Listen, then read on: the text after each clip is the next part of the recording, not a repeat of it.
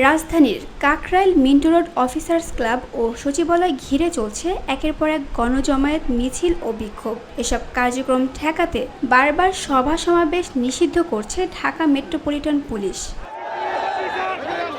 নিরাপত্তাজনিত কারণ দেখিয়ে গত 10 মাসে মোট 5 বার এ ধরনের নিষেধাজ্ঞা জারি করেছে সংস্থাটি। প্রতিবারই বলা হচ্ছে পরবর্তী নির্দেশ না দেওয়া পর্যন্ত এই নিষেধাজ্ঞা বহাল থাকবে। প্রশ্ন উঠছে, বারবার একই ধরনের নিষেধাজ্ঞার প্রয়োজন কেন হচ্ছে?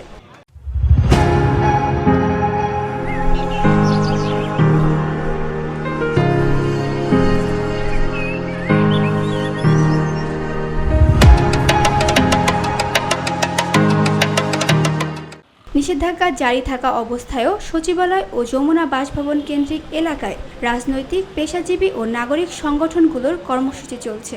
চলমান নিষেধাজ্ঞার মধ্যে পোশাক শ্রমিক, শিক্ষার্থী, বিরোধী দলের নেতাকর্মী, নাগরিক সংগঠন সহ বিভিন্ন পক্ষ এই এলাকাকে আন্দোলনের জন্য বেছে নিচ্ছে। আন্দোলনকারীদের বক্তব্য, যমুনায় না গেলে কোনো দাবি মানা হয় না।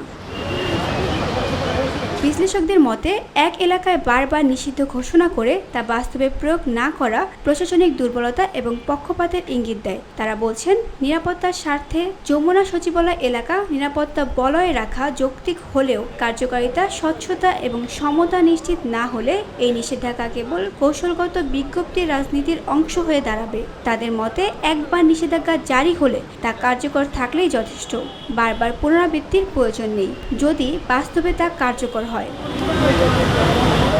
ভিওটি বাংলা নিউজ ডেস্ক।